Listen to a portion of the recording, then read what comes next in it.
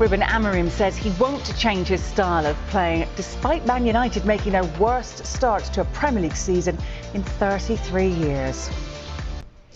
Well, we start with the Manchester derby, and the pressure continues to mount on United boss Rúben Amorim after a 3-0 defeat to their local rivals. With 4 points from 4 games, they've made their poorest start to a league season since 1992-93 under Sir Alex Ferguson.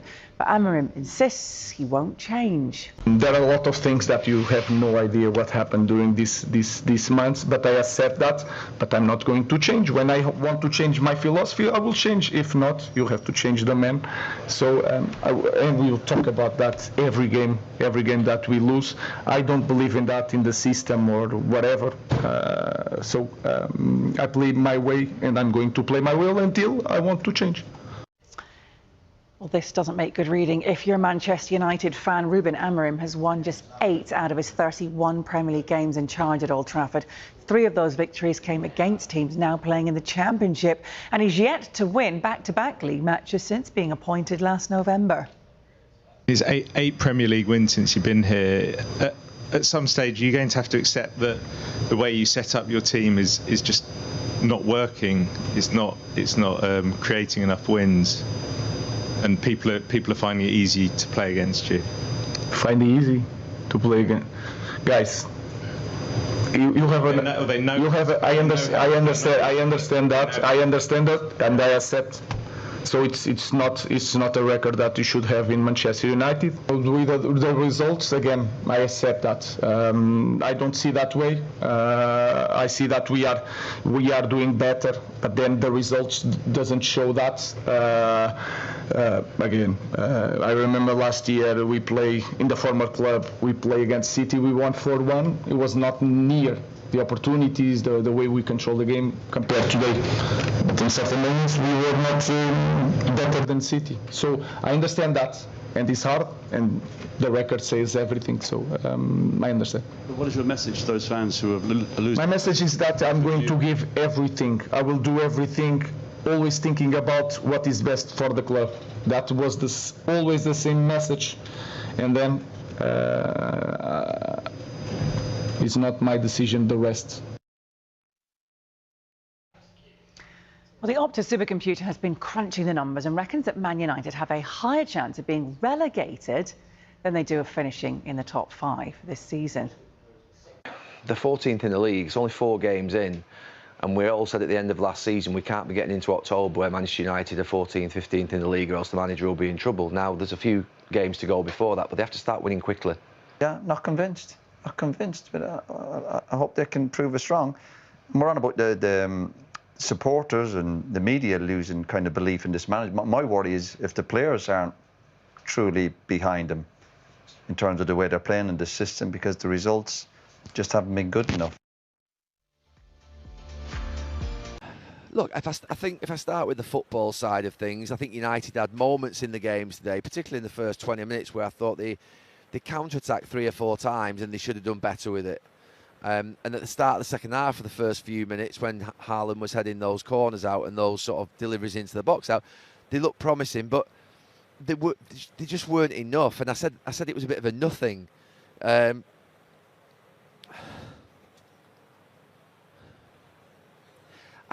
are certain things that I look at and I think the system is the system. And, you know, United fans will like it or they won't like it, but Amorim's not going to change. He's going to die in his own ditch if he's going to die in terms of losing his job. But it does mean there are challenges at times whereby to try and make, when you are chasing a game, he still plays that. So even at Grimsby away, you had Mason Mount at left wing back. Well, that's just not right. Today, I think he's always changing his back 3. Always, it seems, in every single match. Euro comes off or someone else comes off, and then it doesn't seem to get any better. Changing the back 3, I always think you need stability in your back line. And I say back 3, changes the back 5 regularly as well. So the 2 wing backs and the back 3. The goalkeeper is the goalkeeper. I don't think he did anything particularly wrong today, but I don't think he will be strong enough to be able to be a Manchester United goalkeeper. So that will come back and bite at some point. The midfield is a massive problem. And we've known that. You know, United fans know that. You know, Agati and Fernandes today, I think you mentioned it early, about an hour before the game, that Agati and Fernandes played in this fixture last year from start to finish, and United won the game. But Ugati's not good enough. And Bruno's not a player who plays in a deep line midfield in a 2. Particularly, he can do, I think, if United are at home and they're playing against a team where they're dominating possession, you can maybe bring him a bit deeper and get away with it. But against any team that have got good possession, good players, and that's most teams in the Premier League, Bruno is always going to probably struggle in a midfield 2. And what happens is, it's a bit of a pattern that exists. You can cuddle Bruno with Ahmad and then Burmo and Sesko, and they sit in front of him and provide a shield.